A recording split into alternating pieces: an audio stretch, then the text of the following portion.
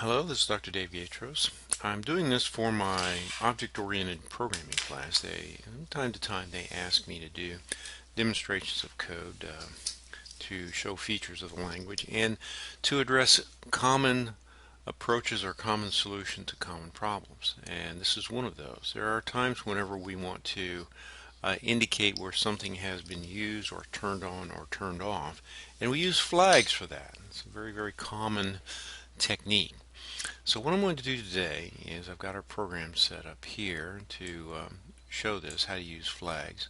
I'm going to have the user input a series of numbers, in this case 10 of them, and I want them to enter in 10 unique numbers between a certain range. If they enter in a duplicate number or if they enter in a number that's outside the range, I'm going to say, hey, please re-enter it again. And flags is a way we use to track whether a number's been picked or not. Here I've got maximum number 101. Now 101, I want them to go from 1 to 100. Remember that in C++ indexing, if I say I've got 100 numbers, it only goes from 0 to 99. So I add 1 to it and I say, okay, I want to go 1 to 100. I won't use 0.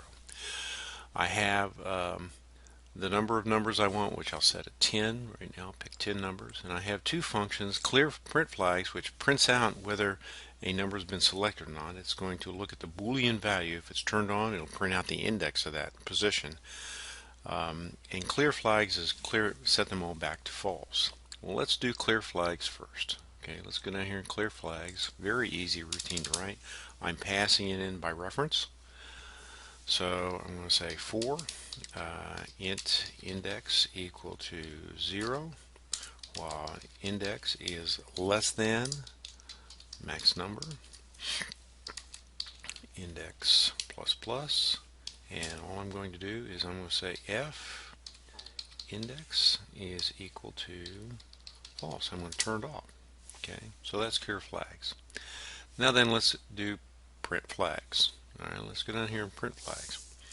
You might have guessed I've already written this once, and I've got the code sitting here right beside me to copy it.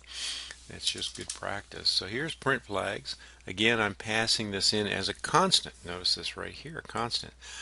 Passing that in because I just want to print them off. I don't want to change them. I want to make sure this routine doesn't alter the values that are in there. So I put constant in front of it. Prevents me from doing that. For, and I'm going to do the same kind of for loop I did before. Index is equal to 0. While the index is less than max number. Okay. Index plus plus.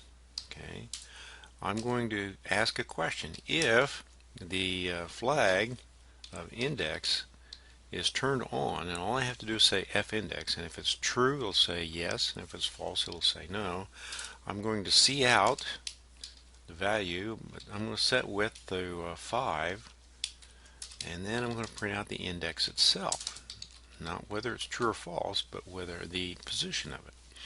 That means that that number was selected. After I'm all done, I'm going to see out indel to carriage return, so everything appears on the next line. Okay, so those are two routines that we're going to use. Okay. Now then, let's go up here and let's write the routine to actually, the main routine to actually use this to make it all work. I'm going to see out. Please enter in, and I'm going to say number of numbers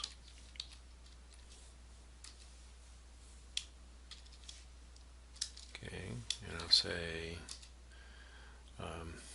unique numbers between 1 and I'll put here okay, max number,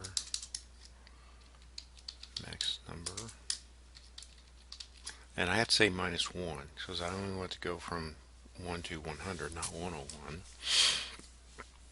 Okay, max numbers, okay, between 1 and 100, and I'll put a little colon right here.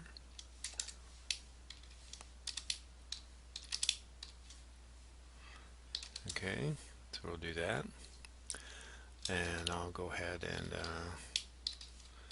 see out, put it on a new line. Now we're going to start our for loop. I want 10 of them, so for int, we'll say position, we'll give it a name, position, we'll start at 0.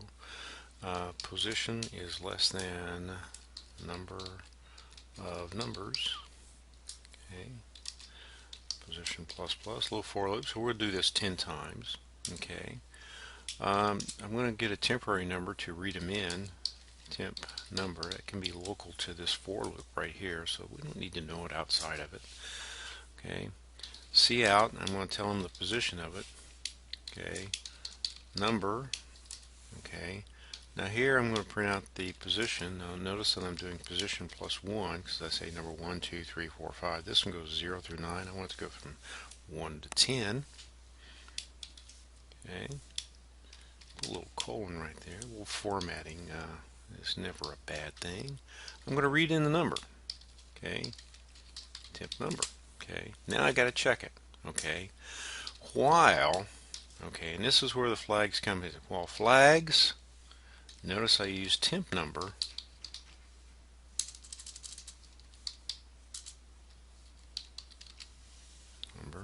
Let me declare it up here.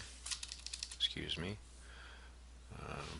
Bool flags max number,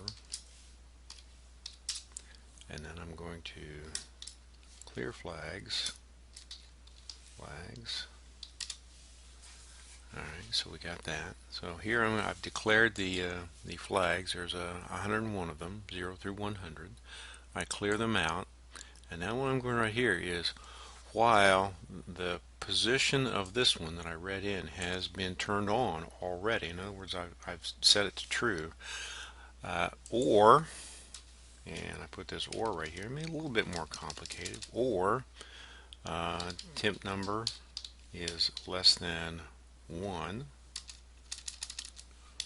or temp number is greater than max number. Greater than max number minus 1, in other words 100. Okay. Take that colon off right here. Alright, so here's I've got 3 conditions. While the temp number has been selected, it's going to go in flags, it's a boolean value, and it's going to look at that position, as if that's been turned on, or if it's less than 1, or if it's greater than max number minus 1, I want to do something. What do I want to do? Well, what I want to do is I want to issue out a message that says see out,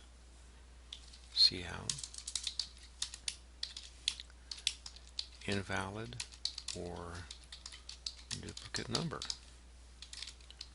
Re-enter. Okay. Okay, and then I'm going to say cin and read in. Temp number. Now I could have written a function to actually do this, but I'll just put it in here. It'll demonstrate the purpose. Alright, now once I get out of that routine, either it satisfies it or it goes into it. Once I get out of it, temp number contains a value that I want to keep. Alright, so all I have to do now is set the flags to that number. So I say flags temp number, and it will go to that position, and it will give it to true. It means that that one has been selected. Okay, very good. Alright, now all I want to do now is to print flags. Alright, now if I've written it right, okay, this will all work. Let's go ahead and let's build it. Build the project. Oh boy, it compiled clean. Let's run, see if we can get problems. No guarantees here. So here it is, says please enter in 10 unique numbers. So we'll enter in, let's say 45, and that's a 32. Well, let's enter in 45 again. Duplicate number. Okay, let's enter in 101. Now that's outside the range too. So okay, let's enter in 87, and then 6, and then 49, 99, 1, 12 and 85. Now remember that each time I enter in a number, what it's doing is it's going to that index location and it's turning that position to true. All right. So it's saying that that number that and this position has been selected. And the last number is, let's just go ahead and put in 100, and it should be done, and look at all the numbers, and that's how it's printed out. Now what's interesting about the use of the flags is it takes the numbers in any order, but what it does is it looks like you sorted them when you printed them back out. So very neat little routine, very common solution to common problems of keeping track of if something in a numbered position has been used or not. Okay, very good. Enjoyed doing this for you. Look forward to doing another one. Have a good day.